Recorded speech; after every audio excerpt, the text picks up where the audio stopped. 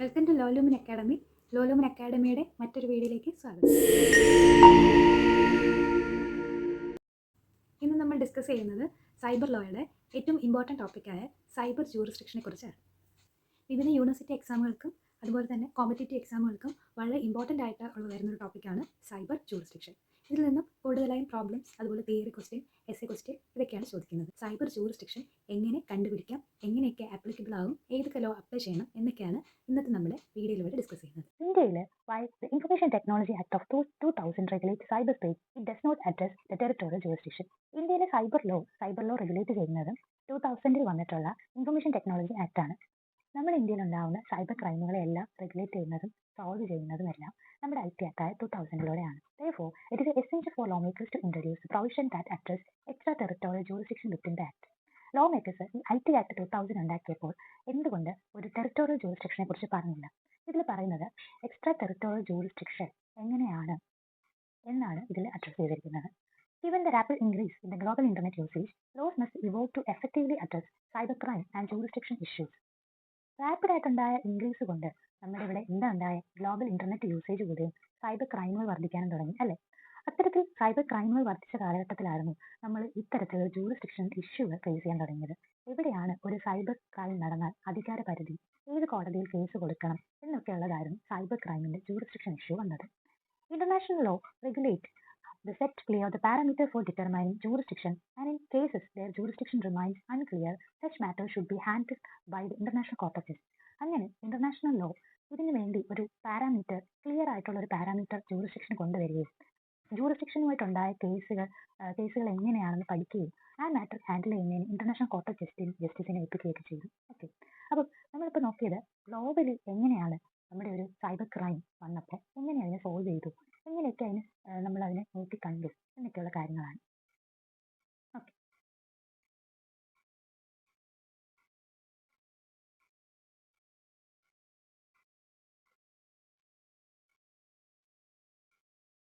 എന്താണ് jurisdiction? Jurisdiction gives power to the appropriate court to hear a case and declare a judgment. Jurisdiction എന്ന് പറയുന്നത് ഒരു appropriate കോർട്ടിൽ അവർ case here ചെയ്യുന്നതിന് വേണ്ടി ഒരു അപ്രോപ്രിയേറ്റ് കോർട്ടിന് കൊടുക്കുന്ന പവറിനെ നമുക്ക് എന്ത് പറയാം? ജൂറിസ്ഡിക്ഷൻ എന്ന് പറയാം. ഒരു പർട്ടിക്കുലർ കോർട്ടിന് ആ ലോക്കൽ ജൂറിസ്ഡിക്ഷനിലുള്ള ഒരു പർട്ടിക്കുലർ കോർട്ടിന് മാത്രമേ ആ ജൂറിസ്ഡിക്ഷനിലെ കേസുകൾ ഹിയർ ചെയ്യാൻ പറ്റുകയുള്ളൂ. In cyber crime instances, victim and accused are generally from different country. ഇപ്പോൾ സൈബർ ക്രൈമിന്റെ കേസ് നടക്കുന്നത് ചിലപ്പോൾ വിക്ടിം ഇന്ത്യയിലും അക്യൂസ്ഡ് മറ്റൊരു കൺട്രിയിലും ആണെന്ന് വിചാരിക്കാം. അത്തരം ഇഷ്യൂസ് ആണ് സൈബർ ക്രൈമിൽ നമ്മൾ ജൂറിസ്ഡിക്ഷന്റെ കാര്യത്തിൽ ഫേസ് ചെയ്തുകൊണ്ടിരിക്കുന്നത്. And hence deciding with which cyber jurisdiction will prevail in is conflict. ഏത് ജൂറിസ്ഡിക്ഷൻ വെച്ച് നമ്മൾ ഈ കോൺഫ്ലിക്റ്റ് പരിഹരിക്കുമെന്നുള്ളതായിരുന്നു അത്തരത്തിൽ വരുന്ന പ്രശ്നങ്ങൾക്ക് പ്രധാനമായി ഫേസ് ചെയ്യുന്ന challenges. The internet, as stated earlier, has no boundary. Thus, no specific jurisdiction in cyberspace can be titled over its use. നമ്മുടെ ഇന്റർനെറ്റിന് ഒരു ബൗണ്ടറി ഉണ്ടായിരുന്നില്ല. And thus no specific jurisdiction in cyber space can be titled over its use. ഒരു specific ആയിട്ടുള്ള ഒരു ജൂറിസ്ഡിക്ഷനെ കുറിച്ചും cyber space എവിടെ വരെ ഉണ്ട്, എവിടെ ഇപ്പോൾ ഇന്റർനെറ്റ് യൂസ് ചെയ്യാം എന്നൊരു ബോർഡർലെസ് അല്ലാത്ത ഒരു കൺസെപ്റ്റായി നമ്മുടെ സൈബർ സ്പേസ് ജൂറിസ്ഡിക്ഷൻ നിലനിന്നു. A user is free to access whatever he wishes to and from whom wherever he wishes to, till the time the user's online activity is legal, not violative of any law. Till then there is no issue.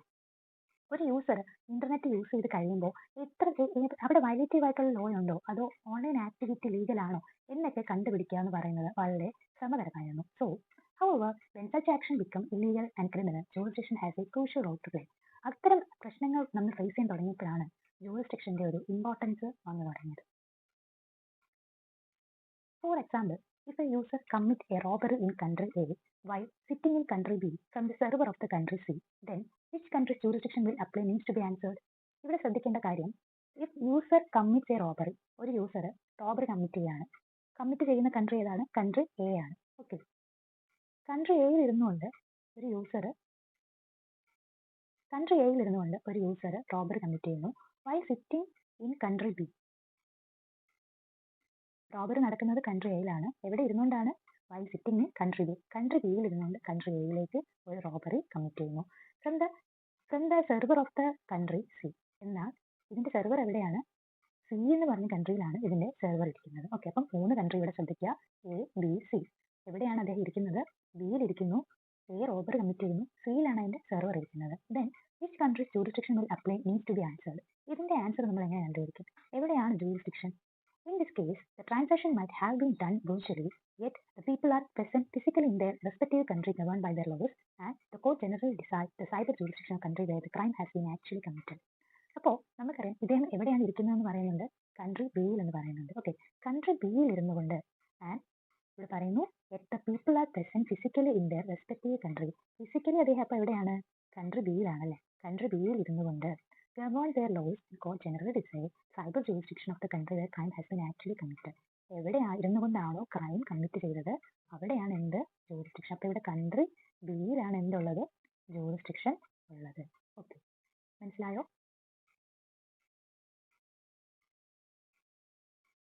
Cyber space ജൂറിസ്ഡിക്ഷനുമായിട്ട് ബന്ധപ്പെട്ട് ഇനി നമ്മൾ മനസ്സിലാക്കേണ്ട international convention on cyber space jurisdiction.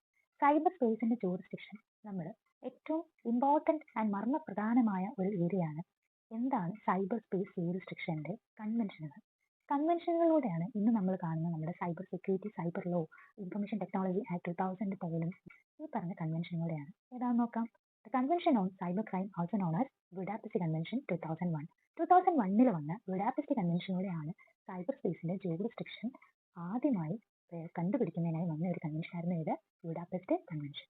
It is the first international treaty to address issues related to the internet and cybercrime, focusing on harmonizing national laws, enhancing cooperation between countries, and improving investigative techniques. ആദ്യമായി വന്ന ഒരു international ട്രീറ്റിയാണ്. എന്തൊക്കെ കാര്യങ്ങളാണ്? Address issues related to ഇന്റർനെറ്റുമായി ബന്ധപ്പെട്ട എല്ലാ കാര്യങ്ങളും അഡ്രസ് ചെയ്യുക. എന്താണത്? That is a cyber crime.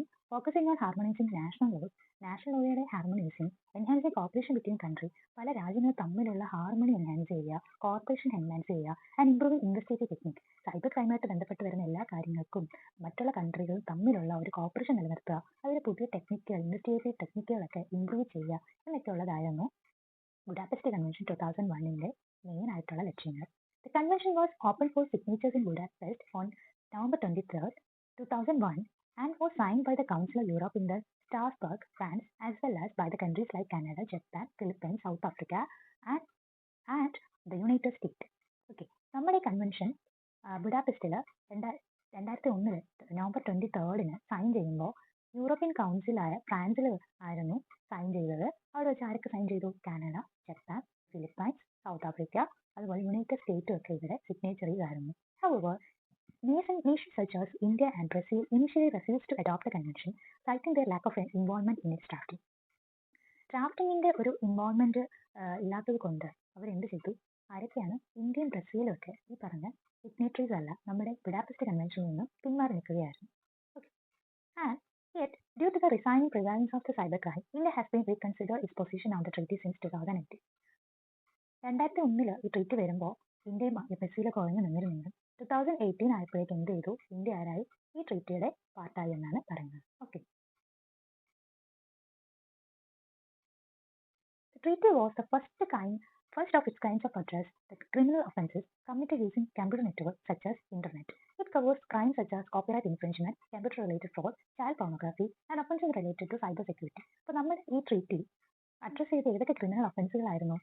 Computer വഴി കമ്മിറ്റ് ചെയ്യുന്ന, കമ്പ്യൂട്ടർ നെറ്റ്വർക്ക് വഴി കമ്മിറ്റ് ചെയ്യുന്ന എല്ലാ തരത്തിലുള്ള ഏതൊക്കെ? Copyright infringement, IP related issues, computer related fraud, computer വഴി ചെയ്യുന്ന ഫ്രോഡുകൾ, ചൈൽഡ് പോണോഗ്രഫി പോലെ കുട്ടികളെ ബാധിക്കുന്ന സെക്ഷൽ ആയിട്ടുള്ള പ്രശ്നങ്ങൾ, and offences related to cyber സെക്യൂരിറ്റിയുമായി ബന്ധപ്പെട്ട ഒഫൻസുകൾ എല്ലാമായിരുന്നു ഈ ട്രീറ്റി ആദ്യമായിട്ട് അഡ്രസ് ചെയ്ത ക്രിമിനൽ ഒഫൻസസുകൾ. ഇങ്ങനെ article 22 of the convention of cyber crime 2001 article 22 convention of cyber crime വരുന്നു.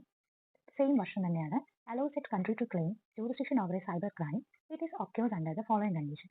2001 വന്ന അതേ കൺവെൻഷനാണ് മറ്റൊരു convention, cyber crime convention article 22 പറയുന്നു, ഒരു സൈബർ ക്രൈം ഒരു കൺട്രിയിൽ നടക്കുമ്പോൾ ഏത് ജൂറിസ്ഡിക്ഷൻ എങ്ങനെ വേണം എന്ന കുറച്ച് കണ്ടീഷനുകളാണ് സൈബർ ക്രൈം കൺവെൻഷൻ 2001 പറയുന്നത്. ആ 4 കണ്ടീഷനുകൾ ഏതൊക്കെയാണ് നോക്കിക്കേ. വിത്തിൻ ഇറ്റ്സ് ടെറിട്ടറി, എവിടെയായിരിക്കണം? ടെറിട്ടറിയിലായിരിക്കണം. Okay. On a ship registered under its flag. ഇപ്പം സൈബർ ക്രൈം നടക്കുമ്പോൾ നമ്മുടെ സൈബർ ക്രൈം ഒരു ഇന്റർനാഷണൽ ലോ എന്നറിയാം അല്ലേ? അപ്പം ഒരു ഷിപ്പിന്റെ കാര്യങ്ങൾ, ഓഷൻ ലോ, ഹൈസീയുടെ ലോസ്, അതുപോലെ തന്നെ മാരിടൈം ലോ ഒക്കെ ആരുമായി ബന്ധപ്പെട്ടാണ് ഇരിക്കുന്നത്? ഒരു ഇന്റർനാഷണൽ ലോയായി ബന്ധപ്പെട്ടിരിക്കുന്നു. അപ്പം ഒരു ഷിപ്പ് മറ്റൊരു രാജ്യത്തേക്ക് എൻ്റർ ചെയ്യുമ്പോൾ, അല്ലെങ്കിൽ ഒരു ഷിപ്പ് നമ്മുടെ രാജ്യത്തേക്ക് വരുമ്പോൾ അതിന്റെ ഫ്ലാഗ് എവിടെയായിരിക്കണം?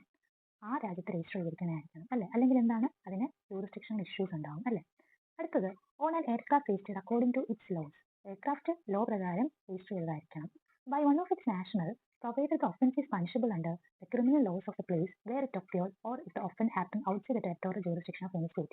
ഇപ്പം ആ സൈബർ ക്രൈം അല്ലെങ്കിൽ ഒരു ക്രൈം നടക്കുമ്പോൾ അതിനകത്ത് ഒരു നാഷണൽ എന്ന് പറയുന്നത് നമ്മുടെ ടെറിട്ടോറിയൽ ജൂറിസ്ഡിക്ഷൻ, ഏതെങ്കിലും ഒരു ടെറിട്ടോറിയൽ ജൂറിസ്ഡിക്ഷൻ ഔട്ട്സൈഡ് ആയിരിക്കണം. ഇന്ത്യയിലേക്ക് വന്ന ഒരു ഫോറിൻ നാഷണൽ ആണെന്ന് വിചാരിക്കുക. അത് അദ്ദേഹം എന്താണ് നമ്മുടെ ഇന്ത്യൻ നാഷണൽ അല്ല അല്ലേ, പുറത്തൊരു നാഷണൽ. അപ്പം അദ്ദേഹം ആരായി, നമ്മുടെ ടെറിട്ടോറിയൽ ജൂറിസ്ഡിക്ഷന് ഔട്ട്സൈഡ് ആയി അല്ലേ. അപ്പം ആ ടെറിട്ടോറിയൽ ജൂറിസ്ഡിക്ഷൻ ഔട്ട്സൈഡ് ആയാൽ മാത്രമേ എന്ത് പറ്റുള്ളൂ, ഈ പറഞ്ഞ കണ്ടീഷൻ ആർട്ടിക്കിൾ 22 ഉള്ളിൽ വരും. ഓക്കെ, അപ്പോൾ 4 കണ്ടീഷനുകൾ വിത്തിൻ ഇറ്റ് ടെറിട്ടറി തന്നെ ആയിരിക്കുക. രണ്ടാമത്തത് ownership register under it flag, ship register ചെയ്ത ഫ്ലാഗ് അതായിരിക്കണം. On aircraft registered according to its laws, law പ്രകാരം എയർക്രാഫ്റ്റ് രജിസ്റ്റർ ചെയ്തതായിരിക്കണം. By one of its national provide offence is punishable under criminal laws of the place where it occurred, എവിടെയാണ് crime നടന്നത് അല്ലെങ്കിൽ criminal law ഏത് രാജ്യത്തിൻ്റെയാണോ, or if the offence happen outside the territorial jurisdiction of any state, ഏതെങ്കിലും ഒരു സ്റ്റേറ്റിന്റെ territorial ജൂറിസ്ഡിക്ഷന് outside ആയിട്ടായിരിക്കണം അത് commit ചെയ്തത്. ആ പോയിന്റ് ഒന്നുകൂടി ശ്രദ്ധിക്കാം. വൺ ഓഫ് ഇറ്റ്സ് നാഷണൽ, ഏതെങ്കിലും ഒരു national, provided the offence is punishable under the criminal laws of place where it occurred. ഇപ്പം ഏതെങ്കിലും ഒരു നാഷണൽ ആ പറഞ്ഞ നാഷന്റെ ഒരു ക്രിമിനൽ ലോയിൽ പണിഷ് ചെയ്യപ്പെടുന്നു, അപ്പോൾ അദ്ദേഹം ആ നേഷനിലായിരിക്കും. രണ്ടാമത് if the offence happen outside territorial jurisdiction of any state, ആ പറഞ്ഞ നാഷണൽ ആ രാജ്യത്തിന്റെ ടെറിട്ടോറിയൽ ജൂറിസ്ഡിക്ഷൻ ഔട്ട്സൈഡ് ആയിരിക്കണം. ഓക്കെ, അങ്ങനെ ആർട്ടിക്കിൾ 22 4 കണ്ടീഷനുകൾ ഫുൾഫിൽ ചെയ്യുകയാണെങ്കിൽ എന്താണ്, സൈബർ സ്പേസ് ജൂറിസ്ഡിക്ഷൻ കണ്ടുപിടിക്കാൻ ആ കൺട്രിക്ക് ക്ലെയിം ചെയ്യാം എന്നാണ് പറയുന്നത്. ഏത് കൺവെൻഷനാണ്? Convention on cyber crime 2001.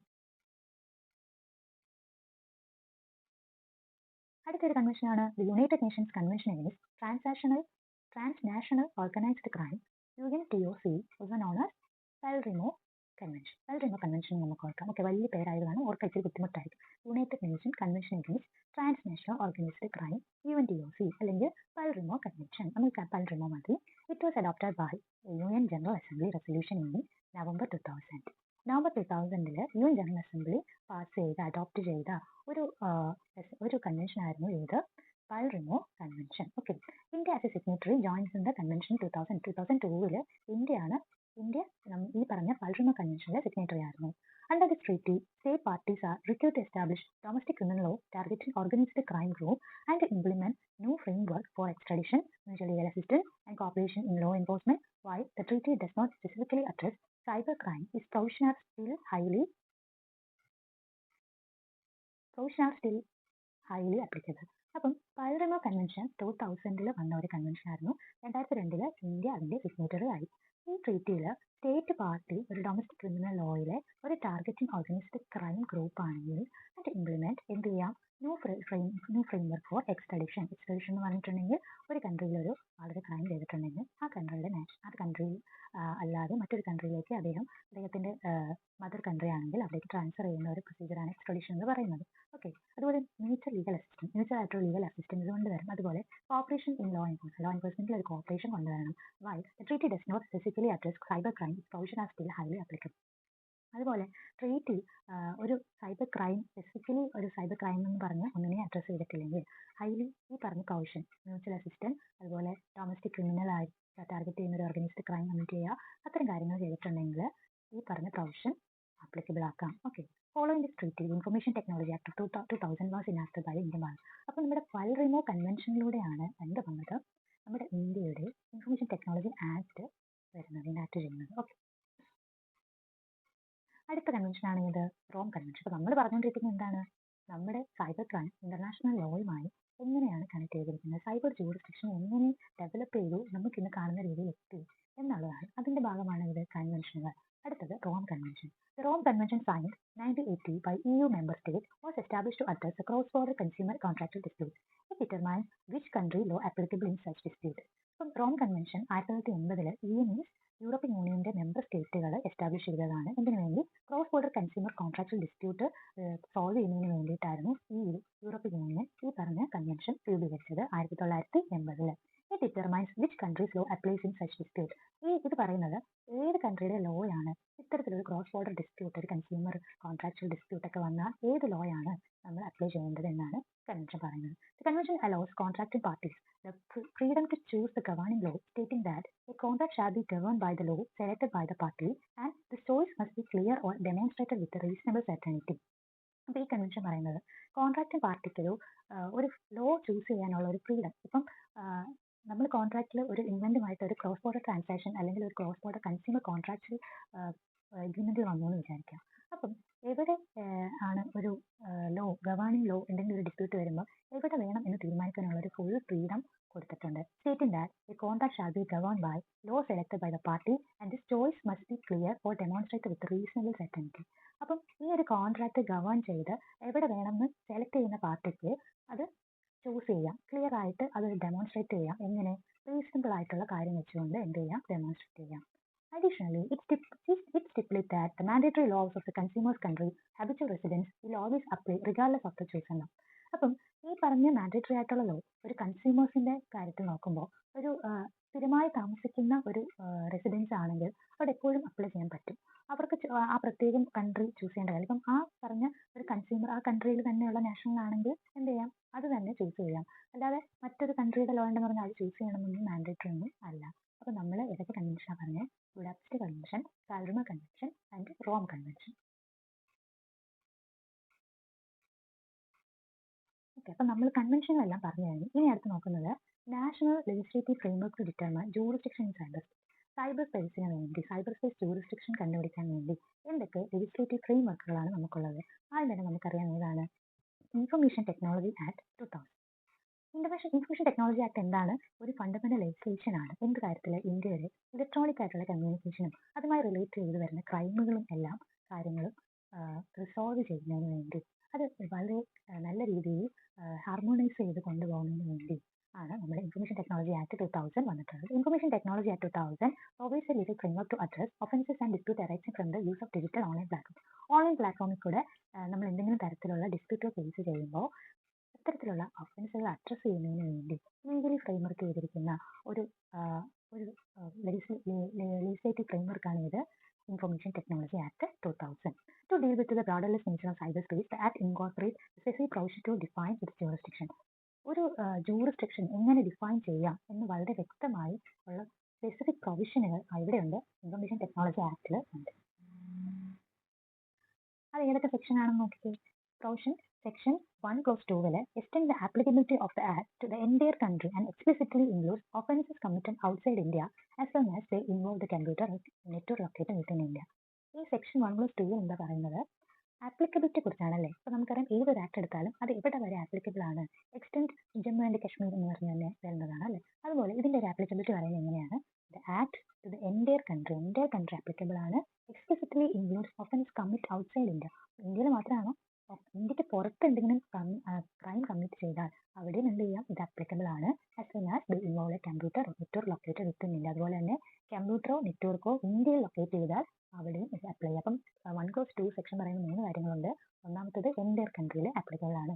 രണ്ടാമത്തത് ഇന്ത്യയുടെ പുറത്ത് ക്രൈം കമ്മിറ്റ് ചെയ്ത് ആപ്ലിക്കബിൾ ആണ്. മൂന്നാമത്തത് കമ്പ്യൂട്ടർ റിലേറ്റഡ് ആയിട്ടുള്ള ഒരു നെറ്റ്വർക്ക് ഇന്ത്യക്കകത്ത് ലൊക്കേറ്റ് ചെയ്താൽ അവിടെയും ആപ്ലിക്കബിൾ ആണ്. ഓക്കെ, അതാണ് സെക്ഷൻ 1 clause 2 പറയുന്നത്. രണ്ടാമത്തെ പ്രൊവിഷൻ നോക്കിക്കേ, section 75 reinforces this by stating that the Act applies to any offence or breach committed outside Indian territory by any person regardless of nationality, provided the Act involves the computer systems situated in India. This grants the Act extraterritorial jurisdiction crucial for addressing cross-border cybercrime.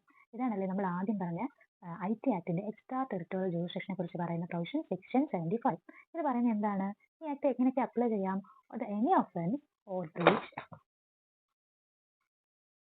Any offence breach commit outside India. ഇന്ത്യയുടെ പുറത്ത് ഏതെങ്കിലും ഒരു person Indian ടെറിട്ടറിയുടെ പുറത്ത് ഒരു crime commit ചെയ്യുന്നു, regardless of nationality. അതാണ് നമ്മൾ ശ്രദ്ധിക്കേണ്ടത്. നാഷണാലിറ്റി റിഗാർഡ്ലെസ് ആണ്. Act involves computer system situated in India. ഇന്ത്യയിലെ ഒരു കമ്പ്യൂട്ടർ സിസ്റ്റവുമായി ബന്ധപ്പെട്ട ഒരു ഏത് നാഷണൽ ആയിക്കോട്ടെ, ഇന്ത്യൻ നാഷണൽ അല്ല, ഇന്ത്യയിലെ ഒരു കമ്പ്യൂട്ടർ സിസ്റ്റവുമായി ബന്ധപ്പെട്ട ഒരു കേസ് പുറത്തൊരു ഏതെങ്കിലും ഒരു ഫോറിൻ നാഷണൽ ആണെന്ന് വിചാരിക്കാം. ഓക്കെ, അപ്പം നമുക്ക് ഏത് സെക്ഷൻ അപ്ലൈ ചെയ്യാം? സെക്ഷൻ 75 അപ്ലൈ ചെയ്യാം. This grants the act extraterritorial jurisdiction. ഇവിടെയാണ് നമ്മുടെ എക്സ്ട്രാ ടെറിട്ടോറിയൽ ജൂറിസ്ഡിക്ഷൻ ആപ്ലിക്കബിൾ ആക്കുന്നത്. To crucial for addressing cross border crime. Cross border crime address ചെയ്യാനാണ് നമ്മൾ ഈ പറഞ്ഞ സെക്ഷൻ 75 ഇതിൽ ആപ്ലിക്കബിൾ ആക്കിയത്. Okay, and then section 46. Section 46 empowers adjudicating officers to resolve certain cyber disputes and contravention. Jurisdiction is typically based on the location of affected system or data. അപ്പോൾ നമ്മുടെ ഒരു adjudicating officer ഉണ്ടാവുമല്ലേ, അദ്ദേഹം ഒരു cyber dispute സെറ്റിൽ ചെയ്യുമ്പോൾ jurisdiction എങ്ങനെ നോക്കാം? ഏത് ലൊക്കേഷനിലാണ് affected system അല്ലെങ്കിൽ ഡാറ്റ ആയിരിക്കുന്നത്. ഇപ്പോൾ എൻ്റെ ഒരു ഡാറ്റ പുറത്ത് ഏതോ ഒരു നാഷണാലിറ്റി ആയ ഒരു പേഴ്സൺ ഏതോ ഒരു കൺട്രി വരുന്നതുകൊണ്ട് അറ്റാക്ക് ചെയ്യുകയാണ് അല്ലെങ്കിൽ ഹാക്ക് ചെയ്തു എന്ന് വിചാരിക്കുക. ഓക്കെ, അപ്പോൾ ഹാക്ക് ചെയ്തപ്പോൾ ആ അഫക്റ്റഡ് പേഴ്സൺ ആരാണ്? ഞാനാണ്. ആരെയാണ് അഫക്റ്റ് ചെയ്തത്? എൻ്റെ ഡാറ്റയാണല്ലേ അഫക്റ്റ് ചെയ്തത്, അല്ലെങ്കിൽ എൻ്റെ സിസ്റ്റം, എൻ്റെ കമ്പ്യൂട്ടർ ഹാക്ക് ചെയ്യാൻ നോക്കിയപ്പോൾ എൻ്റെ സിസ്റ്റത്തെ അഫക്റ്റ് ചെയ്തു അല്ലേ. അപ്പം നമുക്ക് എങ്ങനെ അപ്ലൈ ചെയ്യാം? ലൊക്കേഷൻ എവിടെയാണോ, ഇന്ത്യയിലാണ് ആ സിസ്റ്റം ആ ഡാറ്റ എങ്കിൽ അവിടെ നമുക്ക് എന്ത് ചെയ്യാം? ജൂറിസ്ഡിക്ഷൻ എടുക്കാമെന്ന് IT ആക്ടിലെ സെക്ഷൻ 46 പറയുന്നു. ഓക്കെ, മനസ്സിലായോ അത്? ഓക്കെ, അപ്പം ഇവിടെ ഓർക്കേണ്ടത് IT Act 2000 3 സെക്ഷനുകൾ, സെക്ഷൻ 1 2, സെക്ഷൻ 75, സെക്ഷൻ 46. അടുത്തൊരു സെക്ഷൻ കൂടി നോക്കാം. ഇമ്പോർട്ടൻറ്റ് സെക്ഷൻ ആണ് section 61. Section 61 limits the role of civil court in matters that fall within the jurisdiction of authority decided under the IT Act, such as adjudicating officers and tribunals. ഇവിടെ നമ്മൾ civil കോർട്ടിൽ നമുക്കറിയാം cyber crime എന്ന് പറയുന്നത് internet related ആയിട്ടുള്ള ക്രൈമുകൾ, criminal മാത്രമല്ല civil jurisdiction, civil കോടതിക്ക് എന്തുണ്ട് ഈ മാറ്റർ ഡിസ്കസ് ചെയ്യാം. അപ്പം സിവിൽ കോർട്ടിന്റെ റോള് എങ്ങനെയാണ്? പക്ഷേ ലിമിറ്റഡ് ആണ്. ഇത്തരത്തിലൊക്കെ ഉണ്ടെങ്കിൽ പോലും സിവിൽ കോർട്ടിന്റെ ജൂറിസ്ഡിക്ഷൻ അതോറിറ്റി IT ആക്ടിന്റെ ലോ ഫ്രെയിം വർക്കേഴ്സ് പറഞ്ഞിരിക്കുന്നത് വളരെ ലിമിറ്റഡ് റോളാണ്. അതിനകത്ത് അഡ്ജുഡിക്കേറ്റിംഗ് ഓഫീസേഴ്സിനും ട്രിബ്യൂണൽസും ഒക്കെ ആയിട്ടായിരിക്കും നമ്മുടെ സിവിൽ ഡിസ്പ്യൂട്ട് പരിഹരിക്കുന്നത് എന്നാണ് പറഞ്ഞിരിക്കുന്നത്. ഓക്കെ, അതാണ് IT ആക്ട് നമ്മൾ ഓർക്കേണ്ട 4 ഇമ്പോർട്ടൻറ്റ് സെക്ഷനുകൾ. 1 clause, section 2, section 45, section 61 section 46 and section 75, section 61. അടുത്തത് BNS, പുതിയ ന്യായ സംഹിത. IPCയുടെ പുതിയ ആക്ടാണ് ഭാരതീയ ന്യായ സംഹിത 2023. അതിൽ സെക്ഷൻ 1 ക്ലോസ് 5 പറയുന്നു, BNS covers not only offense within India but also act committed abroad by an Indian citizen anywhere, anyone abroad in a national ship, aircraft or any person regardless of nationality who commit offense against a computer resource in India. നമുക്ക് മനസ്സിലായേണ്ട കാര്യമാണ് IT act 2000 അതുപോലെ നമ്മൾ നേരത്തെ പറഞ്ഞ കൺവെൻഷനുകളിൽ നിന്നെല്ലാം എടുത്ത ആശയത്തോടെയാണ് എന്ത് നിർമ്മിച്ചിരിക്കുന്നത്? BNSലെ സെക്ഷൻ 1 ക്ലോസ് 5 ഡെഫിനിഷനും. ഇത് പറയുന്നു, ഇന്ത്യയിൽ നടക്കുന്ന ക്രൈമുകൾ മാത്രമല്ല BNS കവർ ചെയ്യുന്നത്, അബ്രോഡ് നടക്കുന്ന ഒഫൻസുകളും എവിടെ ഇരുന്ന് ഏതെങ്കിലും ഒരു ഇന്ത്യൻ രജിസ്റ്റേർഡ് ഷിപ്പോ എയർക്രാഫ്റ്റോ അല്ലെങ്കിൽ ഏതെങ്കിലും പേഴ്സണോ നാഷണാലിറ്റി റിഗാർഡ്ലെസ് ആയിട്ടോ ആരൊരു ഒഫൻസ് കമ്പ്യൂട്ടർ റിസോഴ്സ് ഇന്ത്യയിൽ ക്രൈം കമ്മിറ്റ് ചെയ്താലും BNSലെ 1 ക്ലോസ് 5 ഡെഫിനിഷനിൽ വരും. Okay, this enables the law to apply to cyber offense even when both perpetrator and act originate outside India so long as the digital target is on Indian soil. അപ്പം ഈ ഒരു section എന്താണ് പറയുന്നത്? നമുക്ക് offence crime, cyber crime വരുമ്പോൾ ആ ഒരു പ്രിപ്പറേറ്ററിനും അതുപോലെ എവിടെയാണോ ഒറിജിനേറ്റ് ചെയ്തത്, ഇപ്പം ഇന്ത്യയുടെ ഔട്ട്സൈഡ് ആണ് ഒറിജിനേറ്റ് ചെയ്താലും നമുക്ക് 2 കാര്യങ്ങളും ഇവിടെ കൺസിഡർ ചെയ്യാം. ഇന്ത്യയിലെ ഡിജിറ്റൽ ടാർഗറ്റ്, ഇന്ത്യൻ മണ്ണിലെ എന്തെങ്കിലും ഒരു ഡിജിറ്റൽ കാര്യങ്ങളെ ടാർഗറ്റ് ചെയ്തുകൊണ്ടായിരിക്കും അത് നടന്നിരിക്കേണ്ടത്. ഓക്കെ, അടുത്ത് പറയുന്നു, any unauthorized access or attack on infrastructure like servers, data center in India triggers BNS jurisdiction. അപ്പം അതുപോലെ തന്നെ അൺഓതറൈസ്ഡ് ആയിട്ട് എന്തെങ്കിലും ഒരു ആക്സസ് അല്ലെങ്കിൽ എന്തെങ്കിലും ഒരു ഇൻഫ്രാസ്ട്രക്ചറിനെ അറ്റാക്ക് ചെയ്യുന്നു, അതാണ് നമ്മുടെ ഇന്ത്യയുടെ ഏതെങ്കിലും ഒരു ഗവൺമെന്റിന്റെ എന്തെങ്കിലും ഒരു സൈറ്റ്, എന്തെങ്കിലും സെർവർ ഡാറ്റയൊക്കെ അറ്റാക്ക് ചെയ്യാൻ ശ്രമിക്കുകയാണെങ്കിൽ BNSന്റെ ജൂറിസ്ഡിക്ഷൻ ആയിരിക്കും എടുക്കുന്നത്. ഓക്കെ, അടുത്തതാണ് ഭാരതീയ സാക്ഷി അധിനിയം 2023. BSI നമ്മുടെ സൈബർ ലോ ഏറ്റവും ഇമ്പോർട്ടൻ്റ് ആയിട്ടുള്ള ഒരു ക്രിമിനൽ ലോ എന്ന് പറയാം. എന്തുകൊണ്ടെന്നാൽ സെക്ഷൻ 1 സബ് ക്ലോസ് ബിക്കകത്ത് പറയുന്നു, ഡോക്യുമെന്റ് എന്ന ഡെഫിനിഷനാണ് ഇതിനകത്ത് ഫോക്കസിംഗ് ആയിട്ടുള്ള കാര്യം. ഇത് എന്തൊക്കെ കാര്യങ്ങൾ ഇൻക്ലൂഡ് ചെയ്യുന്നു? ഡിജിറ്റൽ എവിഡൻസിനെ ഇൻക്ലൂഡ് ചെയ്തു. ഏതൊക്കെ? Email, server log, website data, location info, voice and video recording, foul content etcetera. Okay, അപ്പം സെക്ഷൻ 2 ക്ലോസ് 1 ക്ലോസ് ബിക്കകത്ത് ഡോക്യുമെന്റിൽ എന്തൊക്കെ കാര്യങ്ങൾ കൊണ്ടുവന്നു? ഇലക്ട്രോണിക് അല്ലെങ്കിൽ ഡിജിറ്റൽ എവിഡൻസുകൾ എന്താണ് വാലിഡ് ആണ് എന്ന് കൊണ്ടുവന്നു. ഓക്കെ, അതുപോലെ തന്നെ സെക്ഷൻ 2 ക്ലോസ് 1 സബ് ക്ലോസ് ഇയിൽ പറയുന്നു, എവിഡൻസ് എന്താണ്? Evidence covers statement given electronically equating digital testimony വിത്ത് ട്രഡീഷണൽ ഓറൽ എവിഡൻസ്. ട്രഡീഷണൽ ആയ ഓറൽ എവിഡൻസുമായിട്ട് ഇക്വേറ്റ് ചെയ്യുന്ന ഏതൊരു ഡിജിറ്റൽ ടെസ്റ്റിമണി, ഡിജിറ്റൽ ഇലക്ട്രോണിക് സ്റ്റേറ്റ്മെന്റും എന്താണ് എവിഡൻസിന്റെ ആംബിറ്റ് ഇപ്പോൾ കവർ ചെയ്യുന്നു. ഒരു നല്ലൊരു മാറ്റമാണ് അല്ലേ? നമ്മുടെ വാട്സ്ആപ്പ് മെസ്സേജുകൾ, ടെക്സ്റ്റ് മെസ്സേജുകൾ, ഇമെയിലിന്റെ എല്ലാം സ്ക്രീൻഷോട്ടുകൾ എന്താണ്? കോടതിയിലെ ഡിജിറ്റൽ എവിഡൻസുകളാണ്. ഓക്കെ, അതുപോലെ BSIലെ Section 61 provides equivalence of electronic records, which means the electronic or digital records enjoy the same legal validity and enforceability as a physical document, provided the condition mentioned in Section 63 are met. Physically ഒരു document provide ചെയ്യുന്ന എല്ലാ document പോലെയും legal validity ആർക്കുണ്ട്? Digital records അല്ലെങ്കിൽ electronic റെക്കോർഡ്സിന് അല്ലെങ്കിൽ electronic electronic means എന്നതിൽ അവർ ഉദ്ദേശിക്കുന്നു. അപ്പം DSAയിലെ section 2 clause 1 sub clause D എന്താണ് ഡോക്യുമെന്റ് ഡിഫൈൻ ചെയ്യുന്നു. രണ്ടാമത് section 2 clause 1 sub clause E evidence എന്താണെന്ന് പറയുന്നത് ഇലക്ട്രോണിക് എവിഡൻസുകൾ ഇക്വേറ്റ് ചെയ്യുന്നു. മൂന്നാമത് 61 പറയുന്നു ഫിസിക്കൽ എവിഡൻസ് പോലെ തന്നെ വാലിഡ് ആണ് ഇത് ഇലക്ട്രോണിക് എവിഡൻസ് എന്ന്. അടുത്ത section 63 admissibility condition admissibility of computer generated output example law message depends on 63 പറയുന്നു കമ്പ്യൂട്ടർ ജനറേറ്റഡ് ആയിട്ടുള്ള കിട്ടുന്ന ഔട്ട്പുട്ടുകൾ ലോഗുകൾ മെസ്സേജുകൾ എല്ലാം എങ്ങനെയാണ് regular use of device in lawful activity regular ആയിട്ട് ഒരു ആക്ടിവിറ്റി ചെയ്യാനായിട്ട് യൂസ് ചെയ്യുന്ന ആൾ. അതുപോലെ റുട്ടീൻ ഫീഡിംഗ് ഓഫ് റെലവെന്റ് ആയിട്ട് ഇൻഫർമേഷൻ കിട്ടാൻ റുട്ടീൻ ആയിട്ട് എടുക്കുന്ന ആളുകൾ. Proper functioning of device errors included proper ആയിട്ട് ഒരു ഡിവൈസ് ഫംഗ്ഷൻ ചെയ്യാതിരിക്കുമ്പോൾ. അടുത്തത് output faithfully deprive from input multiple device may be treated as a single unit to accommodate modern IT ecosystem. പല കൂടുതലായി മൾട്ടിപ്പിൾ ആയിട്ടുള്ള ഡിവൈസുകൾ ഒരു IT എക്കോസിസ്റ്റത്തെ തന്നെ എന്താണ് ഒരു സിംഗിൾ യൂണിറ്റ് ആക്കി കൊണ്ടുവരാൻ പറ്റും. ഇപ്പോൾ നമുക്കൊരു ഇലക്ട്രോണിക് എവിഡൻസ് ആയിട്ട് ഒരു സർട്ടിഫിക്കറ്റ് ഉണ്ടെന്ന് വിചാരിക്കുക. അതെങ്ങനെ പ്രൊഡ്യൂസ് ചെയ്തു ഏത് ഡിവൈസ് വഴിയാണ് ഇപ്പോൾ നമ്മൾ ഇമെയിൽ വഴി അല്ലെങ്കിൽ മൊബൈൽ ഫോൺ വഴി കമ്പ്യൂട്ടർ വഴി എനിക്ക് പറയുന്നത് പോലെ affirming the admissibility condition sign by reasonable person and expert അതിനകത്ത് എങ്ങനെ അഡ്മിസിബിൾ ആയി ഏത് പേഴ്സൺ അല്ലെങ്കിൽ എക്സ്പെർട്ട് ഇത് സൈൻ ചെയ്തു എന്നൊക്കെ നമുക്ക് ഇങ്ങനെ നമ്മൾ ഈ പറഞ്ഞ കമ്പ്യൂട്ടർ ജനറേറ്റഡ് അഡ്മിസിബിൾ ആയിട്ടുള്ള എവിഡൻസ് ആക്കി എടുക്കാൻ പറ്റുന്ന ഒരു കണ്ടീഷനാണ്. ഓക്കെ, എന്തൊക്കെയാണ് ജൂറിസ്ഡിക്ഷണൽ ചാലഞ്ചസുകൾ? Cyber space poses unique legal challenges due to its borderless and centralised nature which often clashes with territorial principle of traditional legal system.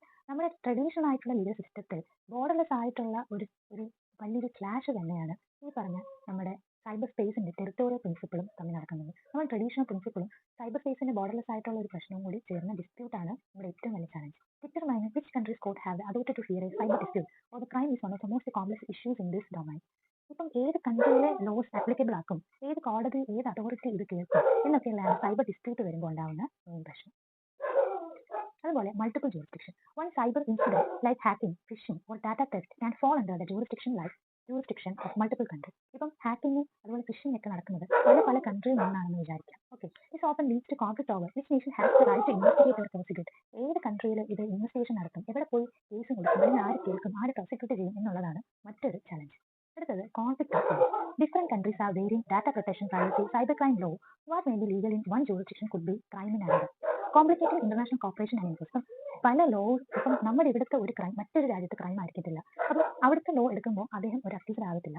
അപ്പം ഡിഫറെന്റ് കൺട്രിയിലെ ഒരു data protection privacy cyber crime laws എടുക്കുമ്പോൾ ജൂറിസ്ഡിക്ഷന്റെ പ്രശ്നവും അതുപോലെ crime അല്ലാതെ ആകുന്ന ഒരു പ്രശ്നവും കൊണ്ട് ഇന്റർനാഷണൽ കോർപ്പറേഷൻ എൻഫോഴ്സ്മെന്റ് എന്താണ് ഒരു കോൺഫ്ലിക്റ്റിംഗ് ഇഷ്യൂ ആയിട്ട് നിൽക്കുന്നത്. അടുത്തത് attribution problems. Identifying the real perpetrator behind the cyber attack is challenging due to the anonymity, VPNs, and spoofing technology. Without proper attribution, establishing jurisdiction becomes nearly possible. ആരാണ് പ്രിപ്പറേറ്റർ, ആരാണ് ഈ അറ്റാക്കിന് പിന്നിൽ എന്നുള്ളത് ഒരു അനോണിമസ് ആയിട്ടായിരിക്കും ഈ ഒരു അറ്റാക്ക് നടക്കുന്നത്. ഞാനൊരു ഹാക്കർ ആണെങ്കിൽ എന്നെ കണ്ടുപിടിക്കുക എന്ന് പറയുന്നത് ഭയങ്കര ബുദ്ധിമുട്ടാണ്. ആ ഒരു അനോണിമിറ്റിയാണ്, അല്ലെങ്കിൽ VPNോ എന്തെങ്കിലും സ്പോഫിംഗ് ടെക്നോളജീസ് യൂസ് ചെയ്തിട്ടായിരിക്കും ആ അറ്റാക്കർ അല്ലെങ്കിൽ ആ ഹാക്കർ ഇത്തരത്തിലുള്ള സൈബർ ക്രൈം കമ്മിറ്റ് ചെയ്യുന്നത്. അപ്പം അത്തരത്തിലൊരു പ്രോപ്പർ ആയിട്ടുള്ള ആട്രിബ്യൂഷൻ ഇല്ലാത്തത് നമ്മുടെ ജൂറിസ്ഡിക്ഷന് ഒരു ബുദ്ധിമുട്ടുണ്ടാക്കുന്ന ഘടകമാക്കി മാറ്റുന്നു. അടുത്തത് absence of universal framework. There is no universally binding international treaty binding governs cyber jurisdiction, leading to inconsistency and gaps in handling cross-border cyber issues. ഇപ്പം ഒരു യൂണിവേഴ്സൽ ആയിട്ടുള്ള ഒരു ബൈൻഡിങ് സൈബർ ക്രൈമിന് ഇന്റർനാഷണലി സൈബർ ജൂറിസ്ഡിക്ഷൻ എങ്ങനെ കണ്ടുപിടിക്കാമെന്നും ഇല്ല. അതെന്താണ് കൂടുതൽ ക്രോസ് ബോർഡർ ആയിട്ടുള്ള സൈബർ ക്രൈമുകൾ കൊണ്ടുവരുന്നതിന് ഒരു ഗ്യാപ്പ്, ഒരു വലിയൊരു വിടവ് തന്നെയാണ്. ഓക്കെ, സോ ഇത്രയാണ് നമ്മുടെ സൈബർ ജൂറിസ്ഡിക്ഷനുമായി ബന്ധപ്പെട്ട ഇന്നത്തെ നമ്മുടെ ക്ലാസ്.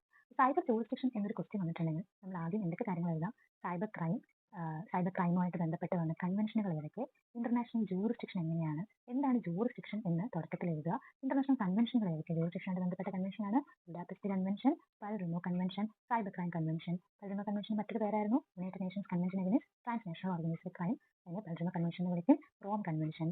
അതുപോലെ ഏതൊക്കെയായിരുന്നു നമ്മുടെ ലെജിസ്ലേറ്റീവ് ഫ്രെയിംവർക്ക്, ഇൻഫർമേഷൻ ടെക്നോളജി ആക്ടിലെ സെക്ഷൻ 1 ക്ലോസ് 2, സെക്ഷൻ 75, 46, 61 ഒക്കെ അതിൽ മെൻഷൻ ചെയ്യുക. പിന്നെ BNS എഴുതുക. പിന്നെ BSA വളരെ ഇമ്പോർട്ടൻ്റ് ആയിട്ടുള്ള സെക്ഷനുകളാണ്. പിന്നെ നമ്മൾ എന്തൊക്കെ ചലഞ്ചസുകളാണ് നമ്മൾ ഫേസ് ചെയ്യുന്നതെന്ന് പറഞ്ഞു. ഓക്കെ, അപ്പം ലോ ലിമിറ്റ് അക്കാഡമിയുടെ സൈബർ ജൂറിസ്ഡിക്ഷൻ എന്ന ടോപ്പിക്ക് വിത്ത് PDF നോട്ടുകൾ ആവശ്യമെങ്കിൽ താഴെ കാണുന്ന നമ്പറിൽ ബന്ധപ്പെടുക. സൈബർ സ്പേസ് എന്താണെന്നും സൈബർ സ്പേസ് ജൂറിസ്ഡിക്ഷൻ എന്താണെന്നും ലോ ലിമിറ്റ് അക്കാഡമിയുടെ മുൻപത്തെ ഈ വീഡിയോയിലായി മനസ്സിലായെന്ന് വിചാരിക്കുന്നു. കൂടുതൽ വീഡിയോയ്ക്കായി ചാനൽ സബ്സ്ക്രൈബ് ചെയ്യുക. ഡെയിലി അപ്ഡേറ്റ്സുകൾക്കായിട്ട് ചാനൽ ഫോളോ ചെയ്യുക. ലോ ലിമിറ്റ് അക്കാഡമിയുടെ സൈബർ ലോയുടെ ട്യൂഷൻ ആവശ്യമായവർക്ക് താഴെ കാണുന്ന നമ്പറിൽ ബന്ധപ്പെടാവുന്നതാണ്. അപ്പം മറ്റൊരു വീഡിയോയുമായി കാണാം. ബൈ.